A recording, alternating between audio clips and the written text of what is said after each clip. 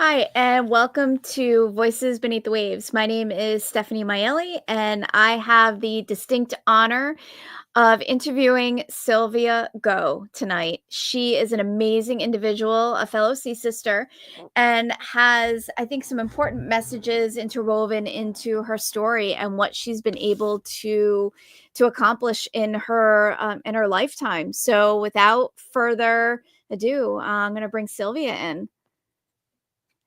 Hey, So good. Szilvia. Hey, so good to be here. Thank you for inviting me. Yes, thank you. Thank you. Thank you. So I'm going to read a bit of your bio and then ask you all the questions. So, you are class of 2017, and you were the first female PADI course director in Hungary and the youngest female PADI course director in the world, having certified 1,300 students. But for the last 15 years, you've worked with and provided internships for disadvantaged at-risk youth in LA, and you've also organized female-friendly dive trips. You've published articles. You were a safety diver and a stunt double. You've written a book, and there's so much to share and talk to you about. So let's kind of start with, how did you get started in diving? What was the passion behind it? Well, I grew up in a landlocked communist country, so it was not the pretty fish at first. I did a sport that's called orienteering diving, which is kind of like a treasure hunt in dirty lakes and rivers where you have a map, a compass, and a distance accounting device. And we had to find things underwater. It's kind of like orienteering running in the forest. We just did it underwater. So it was how fast can you find things underwater? And I loved doing that. Being underwater to me was the biggest advantage of where nobody could talk to me and tell me what to do. It was my rebellious teenager years. And I just felt so happy and at peace underwater. And the teammates I've had, we spent every summer basically just training camp around lakes, rivers, and quarries of dirty Hungary, and just being dirty all the time, being in the water, wearing flip flops and bathing suits from the morning to night. And it was, to me, where I felt at best. So I did that sport for about 5 years before we seen the ocean, when the Iron Curtain fell and we could travel from Hungary, now other places than Mother Russia.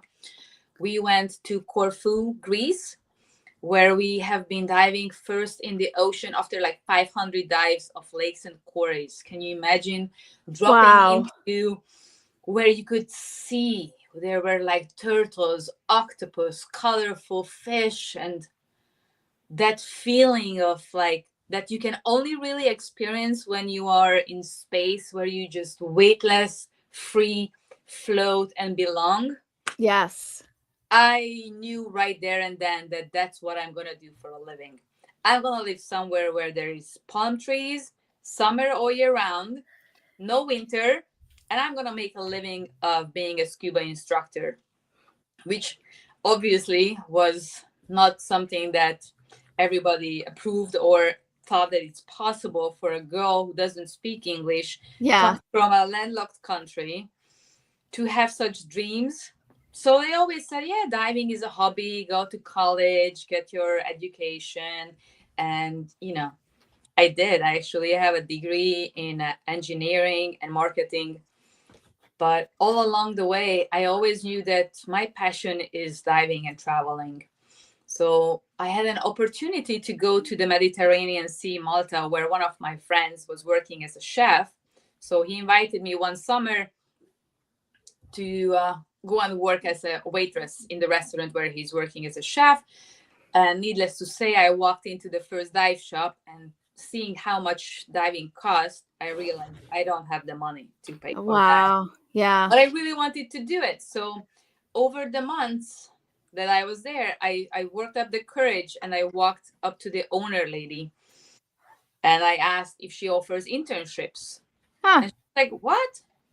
I'm like, I'm willing to wash the peed-in wetsuit, mop the floor, help you in the shop in any way I can in exchange for going diving, and Yes. perhaps help me do my dive training in English Yes. so I can improve the English.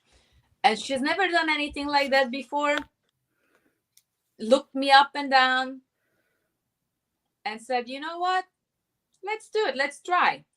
So we did. And I worked so hard, filling tanks, picking up clients, always working with short number of equipment where we had to always find a way to everybody have gear. Of course, the English barrier, the language barrier was like pretty huge. But along that summer, I kind of learned enough where I just got even more motivated. So I decided that I come back when I finished college to come back and do my instructor training, which I did. And they offered me a job to work as an instructor in the Mediterranean. And from there, it's history. I moved to England for a year. Then I lived in Thailand. If you have seen the movie The Beach with Yes. Leonardo DiCaprio, Yes. Yes. I lived on that beach when it was like that beach. Before it became crowded, before the tsunami, it was like 2000, 2001. Oh, wow. Oh my God, that was the best year of my life, I think, or two. Just being barefoot. All we did is diving, hang out on the beach volleyball, Thai massage, hang out in the bars, talking about the dives that we did, what we saw, the bonding, and being free. 25 years old, the world is all yours. You can do what you want to do. Nobody tells you anything. But it's also a lesson about learning responsibilities, staying up late and you still have to wake up. Yes. After Thailand, I traveled a little bit around Australia, all over Asia, and I came to California with a duffel bag. And it was never my plan to actually live here. I was just going to travel through and see my cousin, but I fell in love with California. And I said, if fate wants me to stay here, I will get a job at the first place where I asked for one. And that was 22 years ago. Wow. So is that where the stunt work came in? Tell me about that. Yes. So I worked in a dive shop called Aqua Adventures in Burbank, California, which is right next to Hollywood. That's where all the studios, ABC, NBC, Nickelodeon, they are all around us. Yeah. So we had tons of stunt coordinator, actors, directors coming for equipment, training. And it was only a matter of time for me to get that opportunity to break into Hollywood, because it is hard, to work on a movie, on a SAG movie, which is the Screen Actors Guild. It's a catch-22. You can only work on a SAG movie if you have your SAG card, but you can only get your SAG card if you worked 3 days on a SAG movie. So it's only either luck or extraordinary talent that can get you into the Screen Actors Guild. Basically, you have to have a talent that nobody who's already in it can do. And my break came in a form of a commercial for an Axe deodorant. There was this skinny dude who sprayed Axe deodorant on himself, and then armies of women started running, attracted to the guy. There were the red bikini women running on the beach like Baywatch. There were the green bikini women running through the forest wild, and then the blue bikini clan was swimming through the ocean.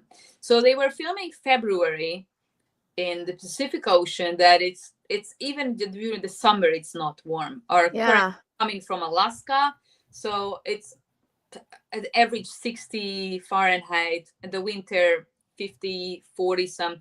And when you jump in bikinis and swim to the shore, we started like 30, 40 women. And then take after take, seasickness, hypothermia started taking out the candidates. Yeah. At the very end, it was only two of us left, the junior lifeguard girl and myself. Oh, wow. And I overheard that she was asking the stunt coordinator about the Taft Hartley, which is basically the one that gets you in, that key. If you do something that nobody else can do who's already in the Screen Actors Guild, then you can get pulled in. And so she asked about, and the stunt coordinator said, yes, you definitely qualify for that. And I said, so does it mean that I get that too? And she's like, yeah, what's your name? You definitely worked for it. Welcome to SAG. So after that, I had a lot of stunt coordinators throughout the years whose kids or wives or himself I trained. And after that, they were able to hire me for working water safety and stunts for Dexter, Desperate Housewife, all the CSI Miami, oh wow, 911 movies. And my first bigger role came when I got to double Dina Meyer for the Piranha 3D remake. That was where we were cave diving and were eaten by piranhas. Yeah, that was a fun. I never knew that stunt really actually requires a lot of acting, because there were of course no real piranhas. So I had to kind of act out getting thrown all over the place, eaten by piranhas, when in reality, it was no piranhas. Later CGI piranhas were added later. And it's one of those things, we were practicing it, how to do it, and in a nick of a dime, everything changed in the movies. So they don't shoot things in order that you see them usually on screen. They do it by location, availability. So I was supposed to be swimming in the cave with the other stunt double, who gets attacked by piranhas. We are wearing a full face mask, a rebreather looking setup, and we are in a very tight cave. Well, they shot the scene where I'm already dead, lying at the bottom of the ocean, and I noticed that the dummy didn't have the full face mask on. So the director, instead of reshooting that, decided, okay, not only gonna I die in a cave eaten by piranhas, I need to decide to throw away my life support equipment in the dark cave.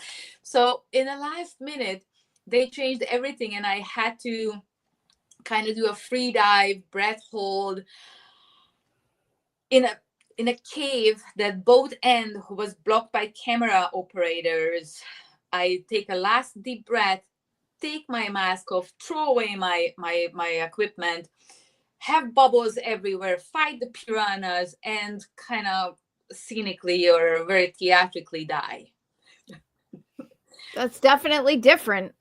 Oh my God, it's like that in the movies. It's always, it's never what you plan, but it's always something exciting.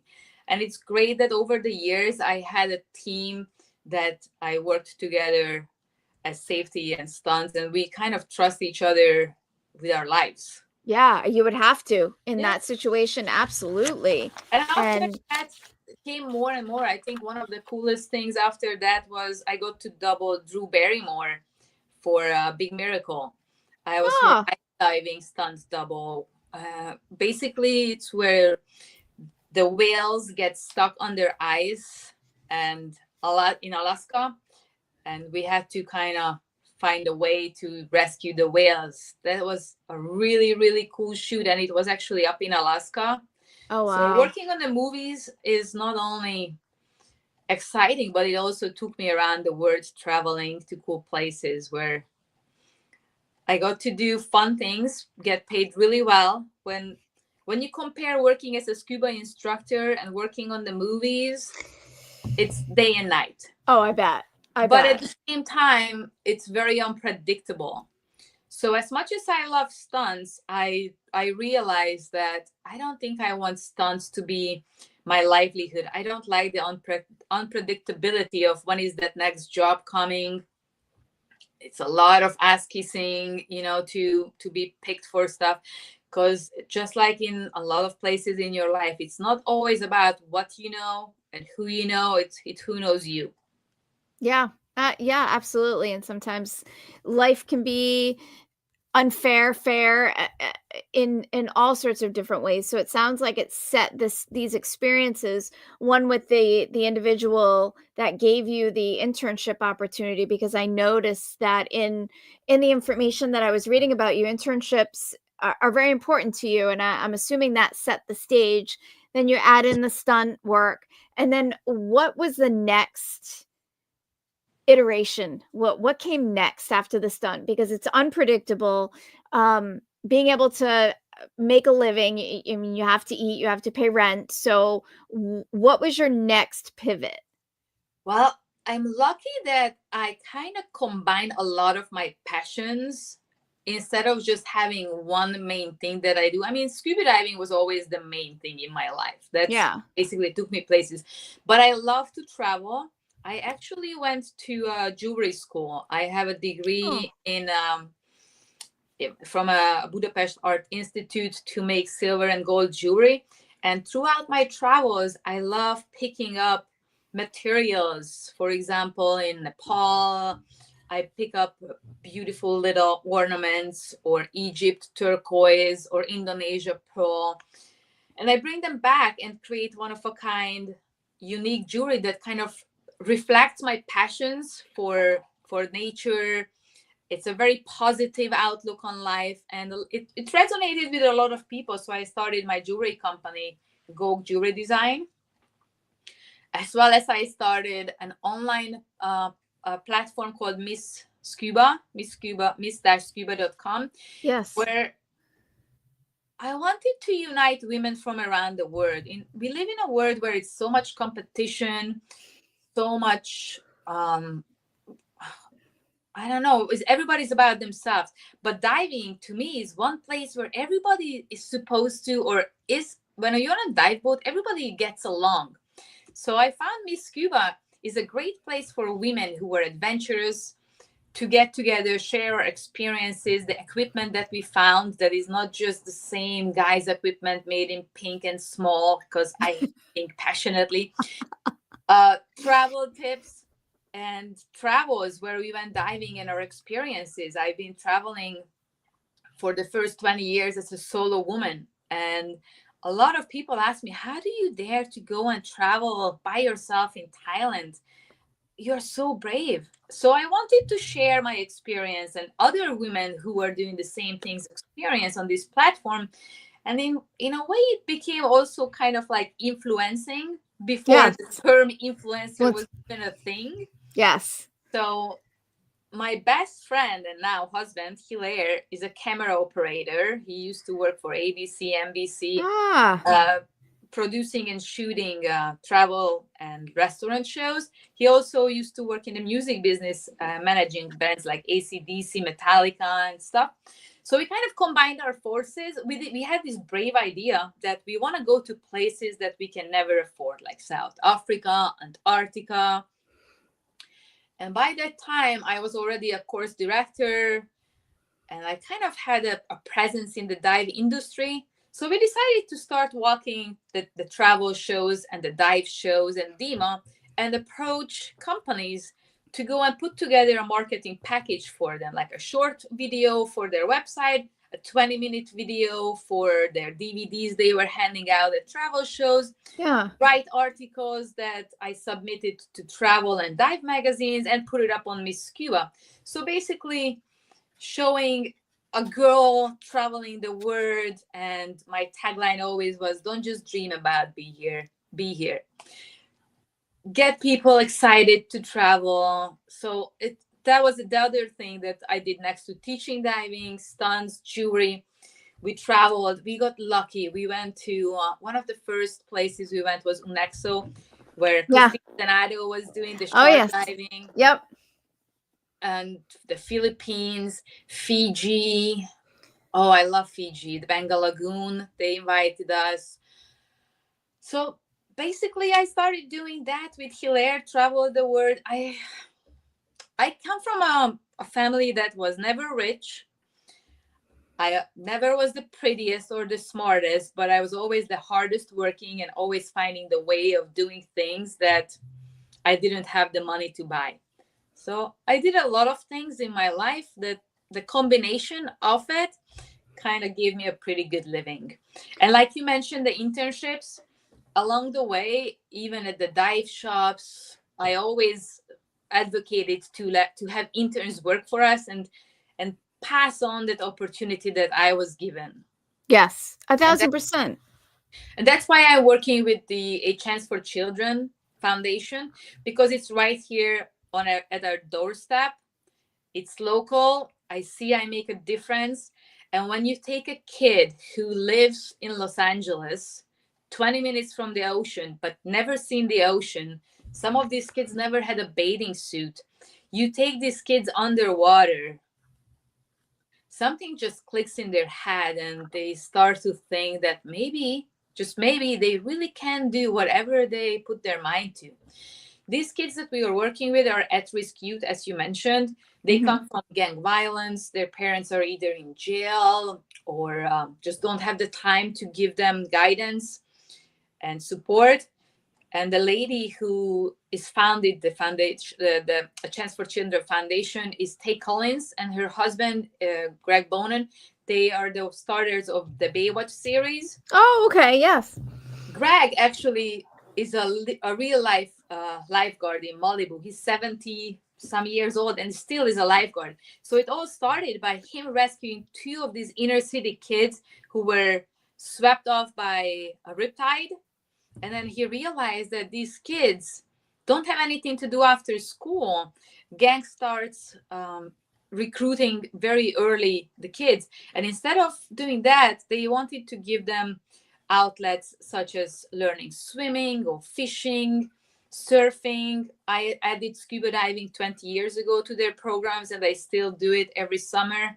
With my jewelry, I donate a lot of my beads and silver and charms. And around Mother's Day and Christmas time, we go to a lot of local schools, shelters, and it's amazing to see. You give a handful of beads to 30 kids, and 30 kids will come up with 30 different designs. And that gives me an opportunity to talk with these kids that, you know, you can make a living of anything, whether it's scuba diving, drawing, video games, making jewelry, whatever you're passionate about, find that and you will make money off it. And I find that if you have to do a job, might as well be something that you enjoy doing.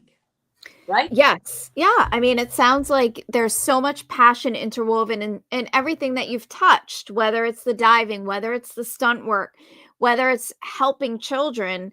And to your point, being the hardest worker in the room, you can't replace that with anything else. And you found a way through a lot of different ways to make money, a passion, a livelihood, and it sounds like you're at peace with what you've created for yourself. We spoke pre-show about this, and it was the beautiful sentiment you had mentioned to me was trying to find peace where people are at that point in time is something that resonates with you, and it resonated with me too. And sometimes it has to do with what's going on in one's life or maybe an age milestone. But can you talk a little bit about finding peace with where you are, and how did that come about? Was it natural? Was it not? I would like to say it was easy, but I think you're right. It comes with age and wisdom. And I'm turning 50 next year. So the early 20s and 30s in my life were really about proving that I'm good enough, I'm smart enough. That next thing, that if I become a paddy course director, I will be on the top of the world. I worked super hard. And once you get there, or once I got there, I felt that, oh my God, this is so amazing, but what's next? Then came the stunt world. Once I get into the stunts, that will be everything I ever wanted, you know? Then I got it. I got to work with James Cameron on Avatar. I spent almost 2 years in the tank filming with the biggest names, Sigourney Weaver, Kate Winslet, I mean, all the Avatar crew. I thought that if I get to work on Avatar, that's gonna be the top of anybody's wish list to be in the stunt world. And I Yeah. did, and I felt like, all right, that was great. That was like such a amazing experience. I learned so much. I pivoted from scuba diving into free diving thanks to everything on the movie ended up having to be on breath hold Oh because of yeah. the technology that James Cameron used. We couldn't have scuba bubbles, so I went into a whole new world. And then again, I had this feeling that okay, I achieved that too, and there is more to life. What's next? And I think it took me to have cancer at age 39 when I realized that life is too short. You have to live life to the fullest every single day, like the whole carpe diem, because you never know. My No, father you died don't. at age 39. I had cancer at age 39. And right then, something shifted in my mind. And I started to be just thankful for everything I have. I realized, oh my God, I'm so lucky. I'm healthy. I have a husband. I have a son. I do what I love. I make a living of what I love. I mean, what more somebody can need? Nothing. So when you start to be able to not want to be anybody else, not want to live anywhere else, not want to be richer, but say, oh my God, my life is the best. Yeah, and that's very powerful. And I think you keep hitting things that are resonating with me. So sometimes it's hard for me to find the words because I completely understand where you're coming from with the age. And in your 20s and your 30s, you are spot on that it is a time where you're trying to earn your stripes. You want to attain all of this because you should do these things, or you need to have this, the next thing. And then I think sometimes it stops for a second and it takes that almost that shot across the bow where you pause. It was your cancer diagnosis you had mentioned. And for others, it could be anything. It could just be maybe an aha moment, but then you sit and you sit in it and you feel all of those feelings. And then hopefully gratefulness kind of weaves in there because you're right. What more do you need? But to get there, I really feel that I had to go through the obstacles, the achievements, the ebb and flow of that, and being self motivated, find the next thing that I want to achieve, because I find that routine kills the soul. Yes. Anything that you love, and it could be scuba diving with sharks, to me, if that's what I have to do 24/7, when in the beginning it's the most amazing experience, when you do it 100 and 1,000 times, it doesn't feel as magical. And I think to find the everyday magic, just do something a little different, or get a little bit different goal, or you wake up and say, okay, today I'm gonna go and do this or that. I think human nature needs that. I would agree. And the path to what is perceived as success is not always linear. It's never linear. Let's just put that out there. There are always roadblocks. There are always what ifs. There are always detours. And um, it's, I think, in how you approach it with maybe gratefulness or insight of, hey, maybe let's try this today. This didn't work this day, but let's try this, and vary a routine and maybe discover something that becomes a passion, like the Fully, children with the fully, jewelry. fully. I mean, every time in my life I set a goal, when things didn't work out, I didn't give up. I didn't look at it, oh, maybe it's not meant for me. Maybe the naysayers are right. Maybe I'm just a little girl from an Eastern Bloc country. Maybe I don't need to follow these big dreams. But I didn't look at it like that. I didn't give up, and I didn't listen to those people. I think one of the hardest things in life is to make that first step. And despite of falling down, you get up and try something else. And if that Yes. doesn't work, try something else. I'm not someone who takes no for an answer. I find my own way of making what is in my head, and I envision that just because nobody else has done it before, it doesn't mean it's not doable, you know? Correct. Yeah. I always tell people, if it was easy, everybody could do it. That is very true. And grit and determination are qualities and traits that I feel have been woven through this entire series that the Women Divers Hall of Fame has done each month, interviewing that there's that theme, that commonality of perseverance, not taking no, figuring out how to maybe take that detour. And it's inspiring, and people that are listening to this live and watching it after really need to maybe sit with that a little bit. And if somebody says no to you, fine, they say no, figure out a different way.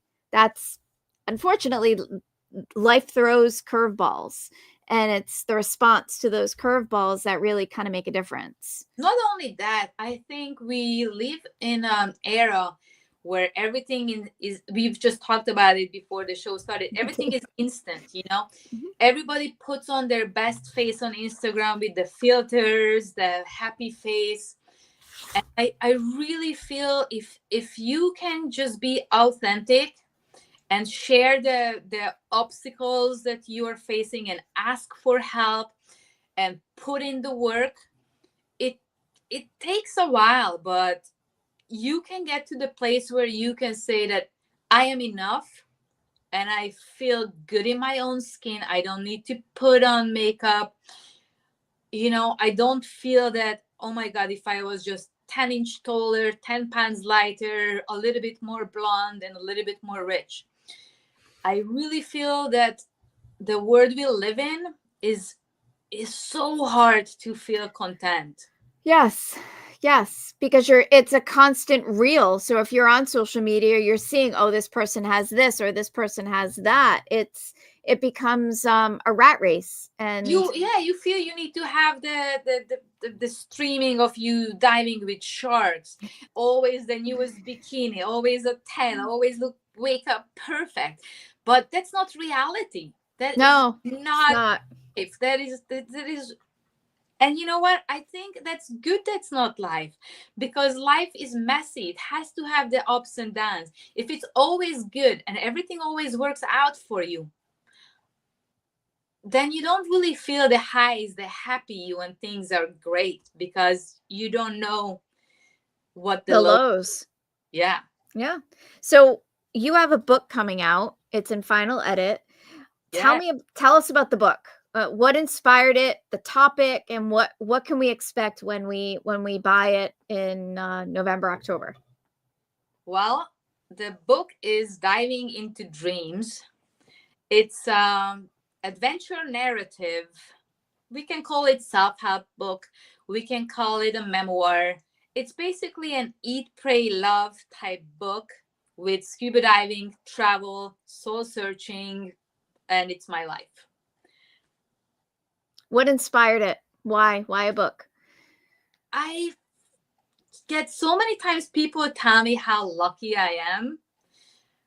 And I wanted to give a roadmap to people out there to create their own luck and feel that they live their dreams out, and to show them if a girl from a communist landlocked country could live in California, have a loving family, traveled 54 countries, worked 27 movies, you can too. Yeah. So the luck you mentioned, do you feel like you've been lucky?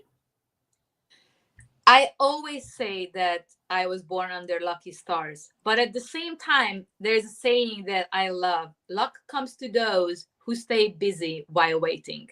Mm-hmm. Yes, I had I always bring my own sunshine where I go. I feel that you can create your own luck by always think the bright side of everything, how things could be way worse, how lucky you are, how your cup is half full, and be someone who is willing to put in the work, because luck in itself is an opportunity. The question is what you do with it. Yeah. Yeah, it's not a guarantee. It's all the that we have a saying in our house. It's putting the work in when nobody else is watching. Yes. And that really rings true. And trying to teach that to the younger generations, from a personal perspective, trying to teach that to my son, who is seeing me, I turn 50 next year too, reaping the benefits of everything that I sowed for decades. Yeah. That, but showing him the work that is going into it without broadcasting it on social media, or it's that fine line. And it's interesting. There's a saying that I love to quote, and it's going to be not word for word, but it says, watch your thoughts because they become words. Watch your words because they become actions. Watch your watch your thoughts, they become words, words, actions. Watch your actions because they become habits. Watch your habits because it becomes characteristic. And watch your characteristic because it becomes your destiny. So it's all in the head. I am a big believer of manifestation. If you manifest, anything is possible. You just have to believe it and say it that you're going to do it, and then do it, and it will work out. And I agree. And sometimes I find that the universe puts stuff in front of us. It might not be exactly the way that we wanted it, but it was a gift, a presentation, and it is our choice or decision to do something with it. Not making a choice or a decision is a decision. You've decided not to do it. Fully. So it's how you approach it. And yeah, for those that are listening to this, there are ways to manifest and to really look at the bright side of things. And sometimes if you're not naturally like that, I am not naturally like that, just putting that out there, you can train yourself to try and look at the positive. I really have tried to do that in my life and emulate more of the way Szilvia approaches things, which is from a positive mindset. And so it is possible. Fully. I teach my son the same thing. Sometimes he makes comments. I'm like, this was really a cup half empty. Let's rethink this. Yeah. How could we look at the same situation as a cup half full? Mm-hmm. Yeah. And sometimes it just takes having that person, like somebody like you in our lives, to make us kind of wake up and look at something half full versus half empty. It's a choice. Oh, I believe 100% is we all have a choice about our attitude. You know, how you Yes. go up, how you start your day, Yes, and how you treat people. Or you can wake up early, have your coffee, go to the gym, and do something positive. Do one good thing, put it in the karma bank, and good things will come your way by 10 a.m. Yes, karma's a very real thing. Yeah. Yes. So what is on the horizon for you? What do you, besides the book, which is amazing, and I know that your jewelry is phenomenal. You've donated. Funny story, when my assistant saw your name come across, she said, I bought her jewelry at the What-Off auction.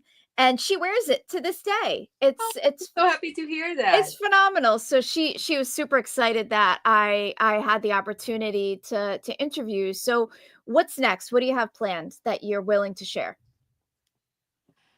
I'm trying to live life in balance now, where I find that my biggest focus right now is my family. Mm-hmm.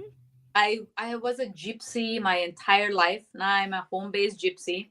So My kid is 11 years old, and I find that the biggest opportunity is to shape his mind. So we try and do a lot of things together. We just came back from Mongolia and Japan. That kid has been in 22 countries.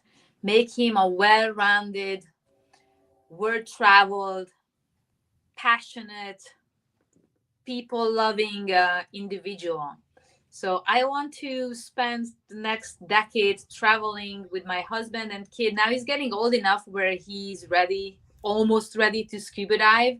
So I think that's the next thing I'm really looking forward to is Yeah. taking him underwater and maybe go with Margot to the kids sea camp Nice. here. But I think I'm really looking forward to diving with him a lot. The book, the jewelry, teaching people scuba diving still. I do mostly privates anymore. I don't work in a dive shops on a day-to-day basis anymore. Movie jobs when they come along the way. Enjoy the garden that we have. And I started surfing. Oh, I know my sister is an avid surfer, and she always said, "Why don't you become a surfer? You live right by the ocean. We literally live like 2 minutes away from the beach." And when you're a scuba diver and you spend your entire day in the ocean and your fingers are wrinkled, the last thing you want to do on your day off is go back to the ocean. So for me, stepping away from managing dive shops and the day-to-day diving kind of opened up the love that now I go surfing. I found this group of middle-aged women where we drop our kids in school, meet on the beach, and surf. We all suck, but ocean, we're looking at the dolphins, and there is just something to me. I found my way back to being in the ocean for the love of it. mm-hmm. You know, I started diving because my connection to the ocean, I find something so magical, so healing, so empowering, just being in the salt water, smelling the air. But when you burn out, when you're doing something for 20, 30 years, it takes a little break. You know, had the kid, and for a couple of years I wasn't diving as much. Now I have the genuine yearning for the ocean again. Yes. So I'm in the chapter of my life where I want to say semi-retired, but I can dive for fun again. Fun. Where we go on dive trips because I want to go to Tonga and swim with the humpback whales and not take groups with me. I've done that. I've taken so many groups around the world, and that was exciting. But now I get to do it for my family and me again. Yeah, for you. You get to do stuff for you that fills your cup. And I don't have any big achievements in sight, if I may say that. I feel like I'm just going with the flow. You know, this is like a very trendy these days to be in the flow, but I think it's the hardest thing to just enjoy the flow and be happy without trying to make up big goals again. That's an achievement in itself. Right. Just enjoying the fruits of the hard work. You know, Yeah. I want to be one of those people that keeps working to have more money and then get old where I can't travel anymore because this hurt and that hurt. I want to enjoy that my kid still wants to travel with us. My husband is adventurous, and we have the means to see the world because that's my passion. Yeah. To go and try different food, meet different people, see how they live. I mean, Mongolia, I keep going back because I just came home last night. That's a country that is not often visited, and it should be on everybody's bucket list because it's a place where 3.5 million people lives with 70 million animals in harmony. You are in the middle of nowhere, sleeping in a yurt, enjoying the rain. I love collecting these moments and memories in my life. Sounds magical. It is. Yeah. Sometimes we have people viewership write in with questions. We'll see there are no questions right now. This is kind of an odd time because it's 6 p.m. Eastern, but not 6 p.m. Eastern where you are. So it's in the middle of the day, but we tend to get some write-ins after, which is nice, and we respond. But the Women Divers Hall of Fame, we do the scholarships, and it's amazing what the organization has put together, and being able to have these applications for people to apply that want to better themselves, that want to maybe pivot, try something different. It's kudos to the women that have put this together and continue to do so with the scholarship and grant funds. And I know that you've donated as well.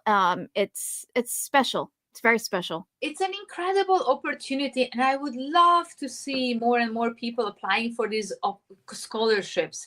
Yes. Because the members and sponsors, they put up some really, really expensive and amazing experiences, like doing training with Christina Zenato. Yes. Or, for example, Margot, I know, puts up open water training. You can get equipment. You can do your dive master training.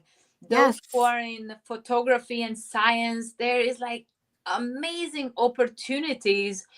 And one of the things I love most about the Women Diver Hall of Fame is supporting and lifting up that next generation who's coming up. And I want people to take opportunities and take advantage of all this that the Women Diver Hall of Fame is giving and offering. Yes, absolutely. Anybody that's watching this, please just be ready to apply, to send the application to somebody that you know that may or may not be aware of it. Bonnie just spoke to us briefly. Bonnie's fantastic. She does a ton for the Women Divers Hall of Fame, and she's an amazing artist. So with any parting words? Oh, Robert, how is the stunt diving compared with ocean diving? Any special directors who understood diving issues for stunts? That's a good question. It is a very good question. Stunts is nothing like a regular diving. Most directors are not scuba divers, so they think that whatever they envision, we're just gonna do that in water. And that could not be further from how reality is, as we know.